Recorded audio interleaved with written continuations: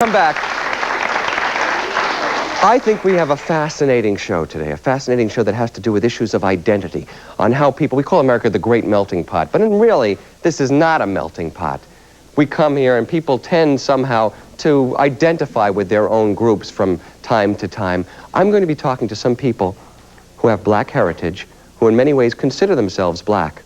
But white society from time to time considers themselves white, considers them white because they appear to be white to many people in our society. How do they deal with this problem? And what unique views on racism in America do they have? You'll find out in just a moment. Stick around. Especially here in the greater metropolitan area, about polarization between the races, political events, and terrible crimes, actually, that have led to a polarization between the black and the white community. But our guests this morning have a unique view on American society and on the polarization of American society, because they consider themselves black, and from time to time they have been considered white. They have seen both sides of the fence in terms of racism in America. There have been instances when they've been with white people and they've made racist jokes, not knowing that they were black. They have made comments about black people, not knowing that they were black. This morning, they're going to share their unique viewpoints with us.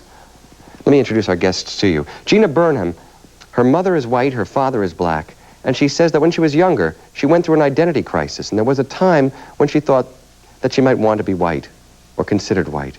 Kathy Carter is black. Both her parents were black. The other day at the supermarket, a lady turned to her about a slow checkout girl who just happened to be black, and the lady said, "They're all alike, aren't they?" Not knowing that she was black. Mark Chukanowski has got a Polish last name. His mother was black, his father was white and Polish. He lived in an all-black neighborhood. Mark never felt any sort of identity crisis until the day Martin Luther King was assassinated. Then a group of students held a blacks-only meeting, and they wouldn't let him in. Robin Lynn Miller. Her mother is black, her father is white. She grew up in the largely white community of Greenwich, Connecticut. But on application forms, when it asks you what race you are, Robin used to check off both the black and the white boxes. And Jolene Latre, her mom is white, she's a redhead. Her dad is black. When she was younger, the neighborhood kids used to beat her up because she looked white. She married a white man and she divorced him. Now she's engaged to a black man. And she says now, when she was with her white husband, people wouldn't look at them, but now that she's engaged to a black man, people stare at them from time to time and make remarks. Please welcome all of our guests to the show today. Good morning.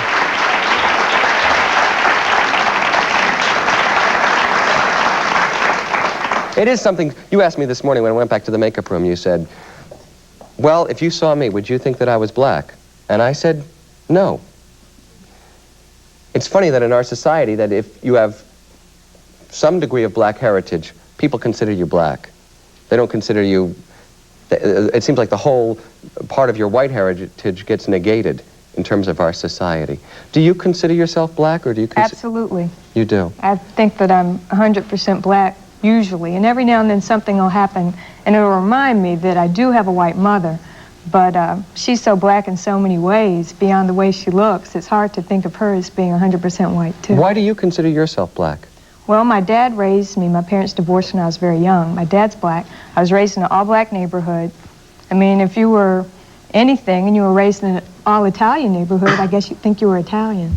So it doesn't really matter that much how other people look at you, because a lot of your identity is based on how you feel inside. Are you proud to be black? Definitely. Okay. It's much more interesting than being white. All right. Like the difference between Wonder Bread and Bran Bread, you know. It's a big difference. All right. Let me ask you, in terms of the greater society, or the white society, because we do have a polarized society to some certain degree, what sort of things have you observed? Have there been incidents in your life when people have considered you white and said things about black people? Yeah, I remember the first time anything happened that let me know that I really had to take a stand about this. So when I was just graduating from high school, I went to Wyoming with my mom, and we stayed with a white family who didn't know that I was black. And they had a 16-year-old girl there, so she and I hung out together. She introduced me to some of her friends who were from Georgia, and they were all white. And they started talking about niggers, and I started thinking, oh my God, they're going to string me up, they're going to put me in a tree, they're going to, you know, do all these horrible things. You thought that they would be able to... I was very afraid, and I know it was an overreaction, but I was still very afraid. Did you say anything to them? No. I didn't at the time, but a few minutes later they said, well, Jolene, you look a little different. What nationality are you? And I said, I'm an American. And I am an American, so I thought that was a good answer. Now later, when I wasn't in that direct confrontational position, I did let them know that I was black. And then what did they do then? They were very apologetic. We were just joking. We didn't mean that. We're not racist. No, we're not racist. How about from time to time now in your life? Are there incidents that you find now where people make remarks about? Sure, all the time. Usually... Gas station operator, I think one? Yeah, one time I went to the gas station in my neighborhood, which is all black, and well, at least at that time. And the guy lost my credit card. Now, he was the dummy who lost my credit card, and I had to go help him out. He was white. And he started saying, well, you know, I guess I'm just all upset today because, well, you know, these people in this neighborhood, they get on my nerves. They're not good people. And he started talking about him. I said, do you mean black people? Is that what you're talking about? You don't like black people? Because I wanted to make sure that he was clear on this. And he said, that's right. You know, these black people, they're just all lazy. They're shiftless. You know, I just don't like them. And I said, well, I just don't appreciate that. I think that's a bigoted statement, and we just can't allow that in our society. And I started talking like this, and he's looking at me like, what are you talking about? And I said, you know, as a black person, I'm insulted. As an intelligent person, I'm insulted. And I just don't think you're right. And I started talking about the people in the neighborhood. What is their reaction after you point out that you are black and they've made a racist comment? How do white people usually react? Shock, usually. And are they apologetic after that? Yeah, usually they're very apologetic. There's one incident when I was on an airplane when the guy started talking about how he always put his advertising for his motel business. He geared it to black people, and he used stupid black jive talk in his ads. And I asked him why, and he says it's all those people could understand. So I started telling him how my dad's got his master's degree, my stepmother's got her master's degree, they're both black, they're both very intelligent, they're both good people. So what was he talking about? What black people was he talking about? Okay, do you stop every time now somebody makes a racist remark? I do. I think that if I don't, then I'm going to feel bad all day. I'm going to be all pissed off about it. But if somebody else says something, and then I tell them how stupid they've been, it does two things. It makes me feel better, because then they feel bad instead of me, which is fine. Why should I feel bad? And then the other thing it does is maybe in the future they won't say something like that again. Okay, let me move on to Robin. You had an incident in elementary school, I suppose up in Greenwich. Mm-hmm. Where was the first time that you realized that you were different from were you the only black child in the class? Yes, in the school. In the school, yes. In the entire school? Yes. All right, what happened at that time? My best friend since kindergarten suddenly realized amidst a history class about slavery that I was black. How did he realize that? The teacher turned to me for my unique perspective on slavery as the token black in the class, and as it sunk into his head, he was kind of horror-stricken, shot up in the middle of the class and said, oh my God, I kissed a nigger, and ran out to wash his mouth out with soap. This was somebody who had been a close friend of yours? Yeah, for 4 years. For 4 years. All right. Could he be your friend after that incident? No, absolutely not. And, you know, I mean, it was not just an issue of my choosing, it was his as well. Okay, you grew up in Greenwich, which is generally considered, I mean, there are black people living in Greenwich. Right. But it's generally considered to be primarily a white community. Right. How did you identify with your black heritage growing up in that particular area and having blonde hair and blue eyes? Well, I think that part of being black is not what you look like. I think that that's a common, very superficial mistake that people make when they try and understand what having an identity is. So what does it mean to you to be black? I don't know that I could articulate it. It has more to do with a deeper set of values and where I feel connected and what my sense of community is. And I get that from my family. And it's just, you have a feeling of when you're in the right place and where you belong. Do black people accept you? Generally, yes. I'm the president of the Black Alumni Association from my college. Clearly, I got the votes to do that. It was a non-issue. You know, there are people who are going to focus on superficial issues of my appearance. And they're going to be black, white, and a lot of other things. But for the most part, I don't find that occurs very often. Mark, there was an incident that you had with your car and the police. I believe, right. where you didn't even realize that it was a racist incident. What happened? Well, I don't like to think of it as a race issue, but I had a '62 Jaguar, and what happened was I used to live in this all-white area, and I parked the car outside one day, and the next morning I woke up, the windows were smashed in. They made a whole bunch of scrape marks on the outside and, you know, ruined the paint job. And I went to the police, and one of the police was saying, you know, what are you doing with that kind of car anyway? You know, like, I shouldn't be having that car. And what did you think? Well, I said, well, I am kind of young, but I mean, you know, the car's only $800 anyway, so. So you realized something later on, though. What was he really? Yes. What was he really saying to you? I know what the whole town was saying. Get out of it. Basically, that's what it was saying. Get out of town? Right. I had the heat turned off. The landlord, I was running a two-family, you know, the upstairs and the two. And this reaction, do you believe that this police officer said to you that you don't deserve to have a Jaguar because you're black? Right. You think that's what he was saying? Most likely. Okay. I'm running out of time. We will have more time throughout the show, but let me move on. Kathy, you just had an incident in the supermarket where a lady turned around to you and made a remark about black people, right? Well, yes, those incidents happen a lot. What do you say? What did you say? At that time, I didn't say anything.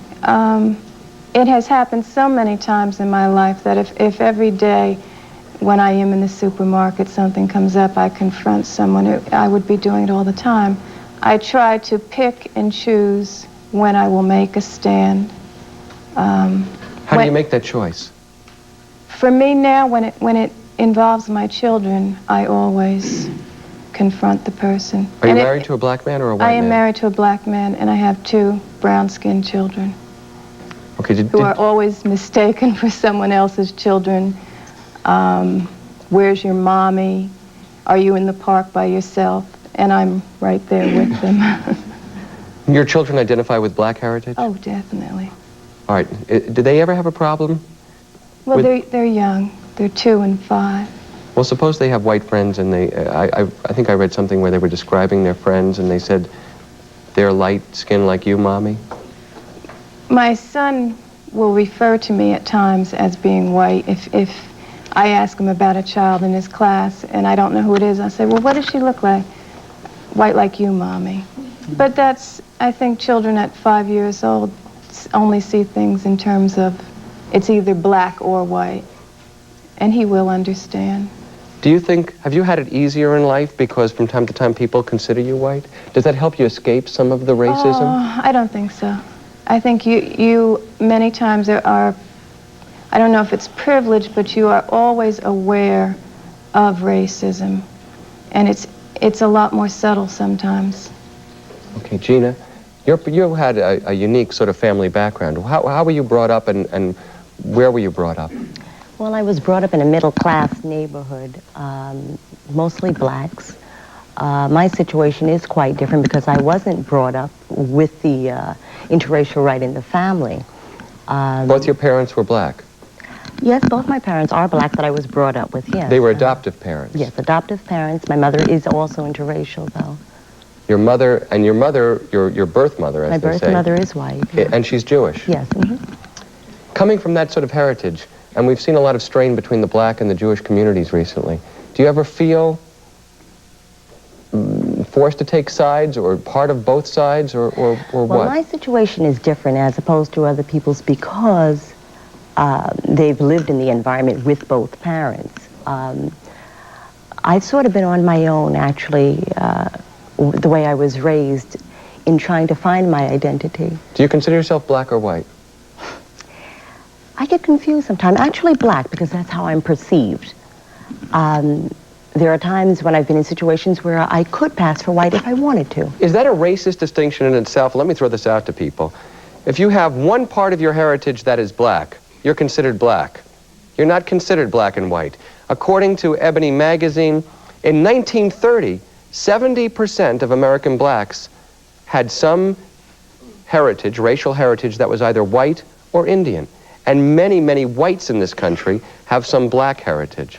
I've got to take a break right now. When we come back, let's talk about those distinctions and the necessity in our society. Martin Luther King said, I hope the day will come when we judge a man by the content of his character and not the color of his skin.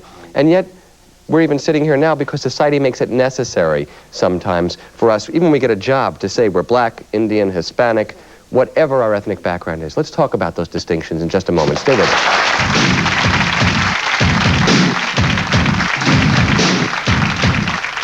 Here's John.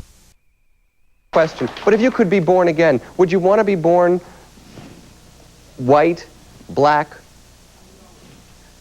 or identifying primarily with one particular group?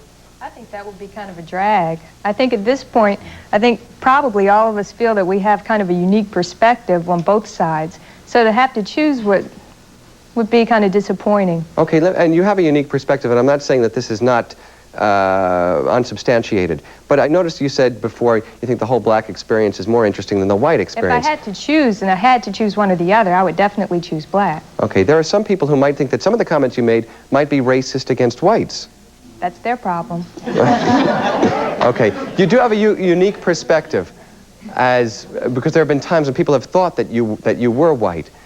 What are your feelings about white people? Do you think that are we honest with black people considering that we have sort of, as white people, and I really don't want to include myself with the other races, but I'm part of this society where people who make racial comments, because I really try to really never do that sort of thing. But you have been sort of let into the club, as it were, from time to time. What are your impressions of white people? I think white people are a lot more bigoted than they want to let on to be, and a lot of times they're smart enough, like you're smart enough to know that it's wrong. So you try to beat that down out of yourself, and that's a good thing. But there's some less educated, or even people who have the education credentials, but aren't smart enough to realize that that's wrong. Okay, I have questions out here in the audience. Who had a question? Yes. I have a comment. I would like to say that I'd like to congratulate these people for coming so far, but it is getting better. I can see in my own family the generations, the hatred, the ignorance is disappearing as I look back in the generations. Thank God it is getting better. Do you believe that it's getting better? Somewhat. Somewhat? I know it has in my still a long family, way off. definitely. But it got a long has come way a to go, far but way in 20 years. Oh, yeah. When I found out, I never knew that black people weren't allowed on the back of the bus in my own lifetime. I thought this was ancient history. Well, in my lifetime, when I used to go through the South, there used to be black restrooms, white restrooms, when I was a little kid. Now, did any of you ever have to face something like that? Face that kind of discrimination? I'm too young for that kind You were too young for that, but I'm maybe a little bit older than you are, and I saw it as a child, and those things had changed. But were there ever times in your life where you felt or were tempted to, quote-unquote, pass as white? Anybody up there? For myself, sure. In your Oh, lifetime? yeah. I had went to a camp that was practically all white. And I wanted to fit in, yeah. Even though I was fair-skinned, but I still wanted to pass, yeah, I did. I can remember other instances also, maybe going to a club or something like that, where somewhat I did pass. But still in all, I still had the black part of me I couldn't, run away from. Have you ever dated a white person who was but didn't know that you were black? No, not for Right. myself. That has happened? My first husband. Your first husband didn't know you were black? Not initially. When we met at a bar and we were dancing, and he said something about Diana Ross being sexy. So I thought, that's his little way of telling me that he knows that I'm black and it's okay. So we continued to date, and he came by to pick me up one day, and I wasn't ready, so he was waiting down the family room. And he says he was looking around at the walls, and there are all these pictures of black people, and he kept thinking, why do they have all these black people on their wall? They must be social workers or something. Then all of a sudden it was ding, it dawned on him. And then it was okay with him. He didn't have a problem with it. Mark, any of the women that you've dated, did they have a problem when they found out that you were black? No, most of them didn't. Well, only one incident, but What happened in that one incident? they thought my mother was a maid. They thought your mother was really, a maid? How did she say that? How did that come up? No, it was just that when she came into my house, I said, well, there's my father. And then she just quoted, she didn't even make a real big statement. She just said, oh, is that the maid over there? Because my mother was dressed up. She looked like a maid, I mean, she didn't look like a maid, but, she looked like a mother that had a... I know, but if your mother had been white, she wouldn't have said that. Probably not. You know right? that. Yeah. Okay, I have a telephone call very quickly. Good morning, you're on the air. Speak out. Hello, are you there? Maybe we lost that phone call. Okay, when we come back, though, I'm going to be talking about the pressures in our society in terms of the way we've polarized our society, for people to even look blacker than they really are, if you want to be accepted by the black community. For instance, there are different examples that I'd like to bring up, and we'll talk about those in a moment.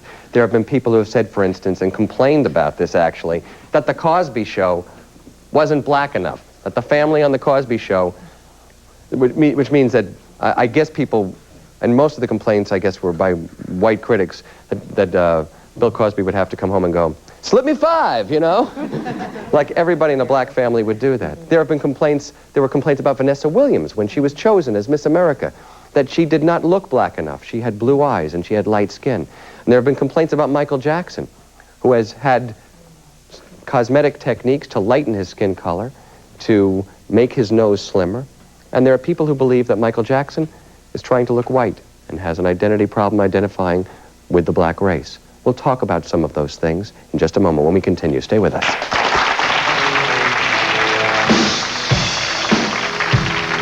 He growled his way to start. Julie Mallory is a psychological counselor at Glassboro State College.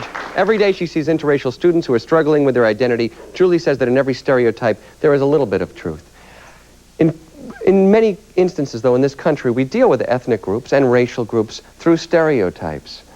If somebody comes from a background where their racial or ethnic identity is not very clear, do they have special problems? I think so. I think it's particularly difficult because if you're talking about a college-level student, you're talking about individuals who are dealing with a number of other kinds of expectations. They're expected to be able to be independent. They're expected to be able to be adults. So compound that with an identity crisis in terms of who you are, whether you're black or white, which group you fit into, and you have a student who's very confused in terms of how they're going to matriculate in society. Okay, in some respects, though, there might have been pressure on some of these people here to pass as white, as we said before, because it is probably conceivable to some people that in our society it is easier to make it if you are white or if you're part of the majority racial population. Is that not true? I don't know if they would agree with that. I don't necessarily agree with that. Also, not just to pass as white. When I was in college, I felt more pressure to prove that I was black, to date black men. I had made myself up with dark hair and an afro out like this, just to let everyone know that, in my confusion, that I was black.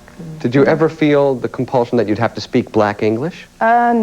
No, never. Well, what is black English? Yeah. I don't know. I've heard a lot of black sociologists talking about it, so obviously they feel that there is something known as black English with its own syntax. I think that would be more lower class black people, or do you talk about redneck English? Okay, so is that a racist term to you, black English? I think it's kind of a whole stupid kind of phenomenon. It's not exactly English if you're talking about what you were taught in school.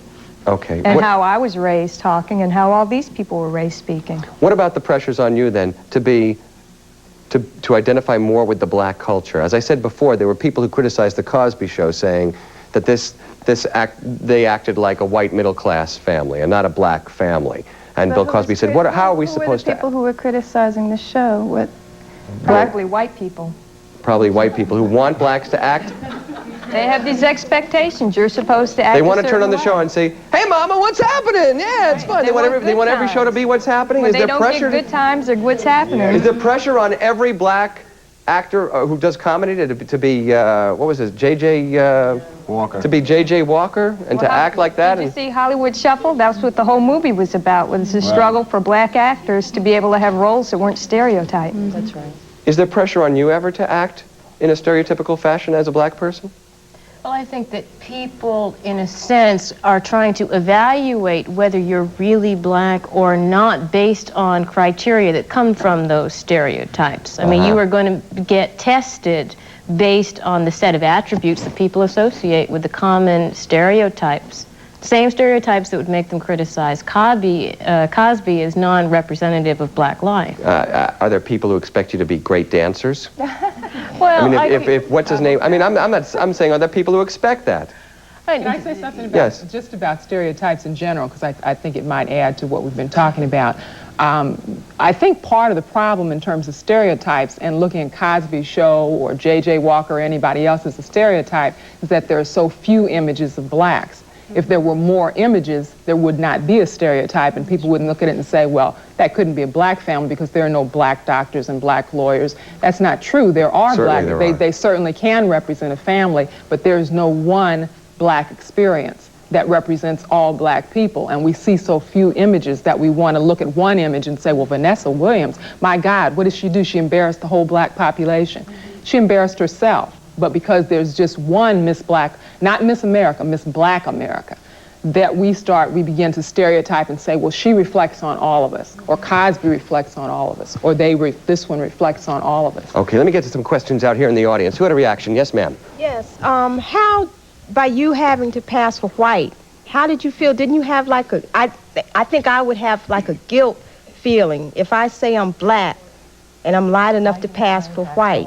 Kathy, did you feel guilty about that? Not Kathy. No, I mean, never tried to Gina. put It's Gina. I had wanted to at times. There were times that I really was hoping that I would fit more in, but I never tried to pass actually for for white, excuse me. Question out here in the audience, yes. I have a comment. I'm really angry. I think that most of you are the biggest bigots I've ever seen, and I think that...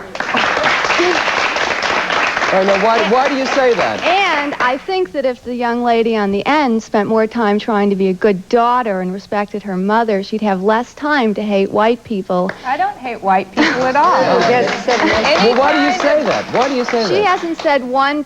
How about trying to be a good person, a good human I being? I feel that I am a good person and I am a good human being. But anything that you get from me thinking that I'm a bigot is just a reaction to what white people have done to black people. Black people didn't come here on purpose. All right, what happens, wait a second, what happens if you hear a black person who makes a racist remark about white people? I rarely hear that. You rarely hear that? I rarely hear it. All right. Maybe it's just my group of friends. What would happen if you heard a black person make an anti-Semitic remark? I would talk to them about it, and I have. As a matter of fact, actually this wasn't a black person, this was a white person was talking to me and started saying negative things about Jewish people. And I said, wait a minute, what is this? You know, that's stupid, you can't say things like that. And she said, well, why not? And I said, well, if I weren't here, who would you be talking about? You'd be talking about me. So you can't talk about anybody because it's not right. It's not right for anyone. But if you heard black people making anti-Semitic remarks or... I would talk to them about it, but I don't hear it very often. Maybe black people have too many other things on their mind to worry about to harass white people. Question out here in the audience, yes. My question is for Gina. I'd like to know, would you be offended if someone asked you directly and politely if you were black or white? Oh, I've had that happen. Sure. I was just away in the islands recently, and one black man said to another black man, is that a white lady? I said, are you serious? I've been at a job years ago, and a white person asked me, what are you? I said, well, what do you think I am? He says, I don't know. What are you? And my reply to that was, I'm interracial. I'm both. Does it bother you when people have to identify you as black or white and they ask you to... No, I think that's natural curiosity. Yeah. Okay, what I usually say is I'm a mongrel. I have so many things mixed up in me, I don't know what the heck I am from time to time. I'm a human being. We're going to take a break right now. We'll be back in just a moment.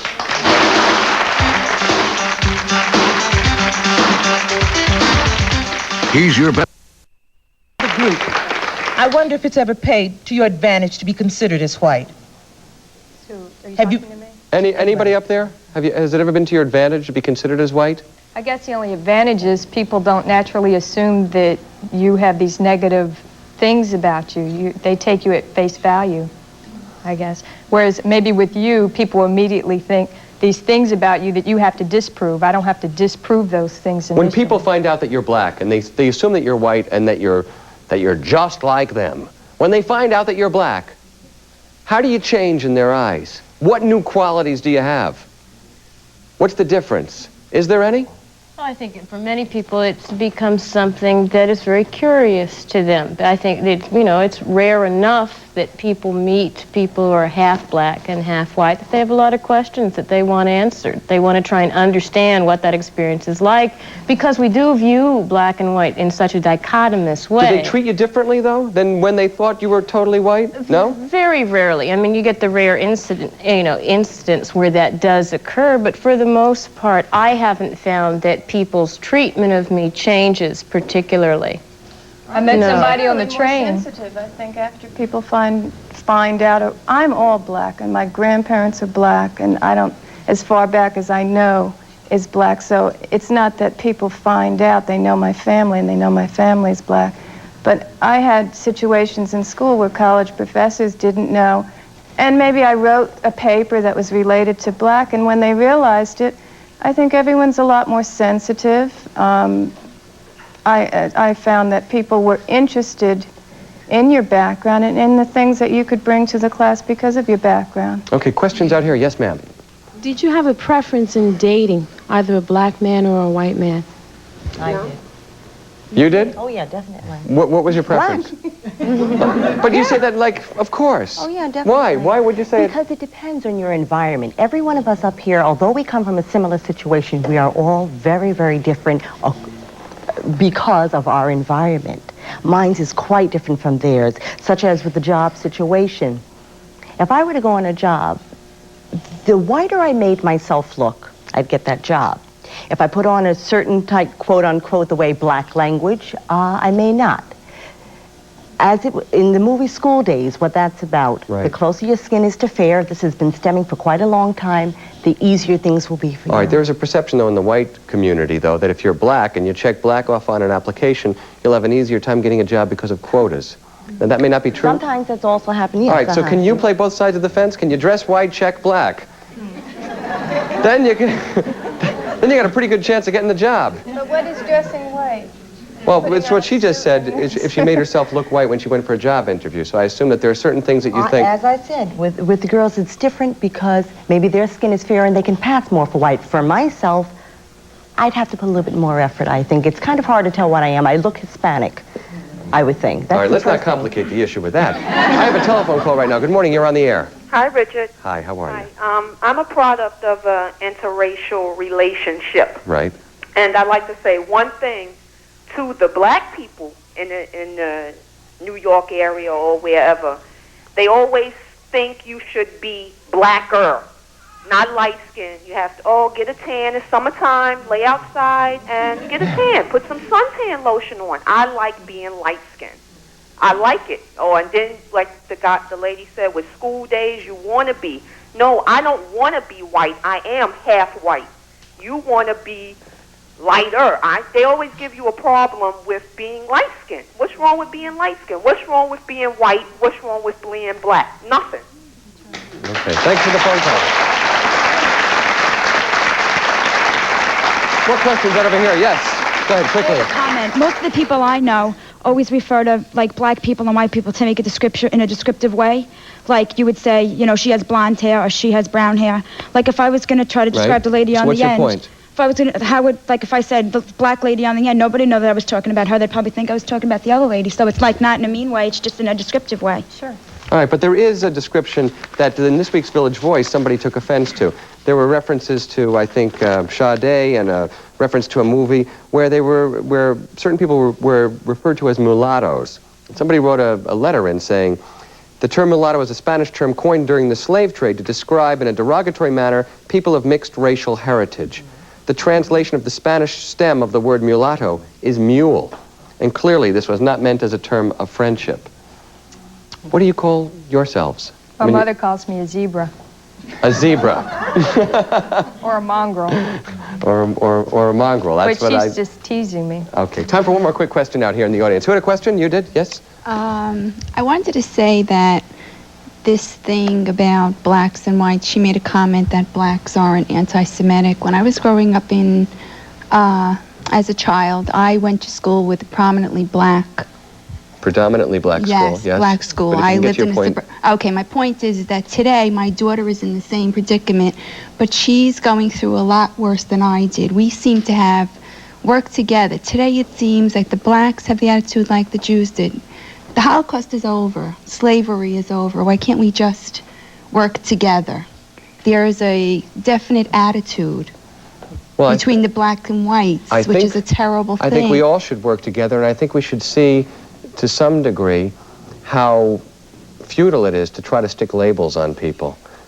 From talking to all of you today, and if there's something that most of us can get out of that, maybe we can follow those words of Martin Luther King someday in the future, to pursue the content of someone's character and judge that, and not the color of their skin. Thank you for joining us this morning on People Are Talking. We'll be right back with these news headlines. News at noon, one day after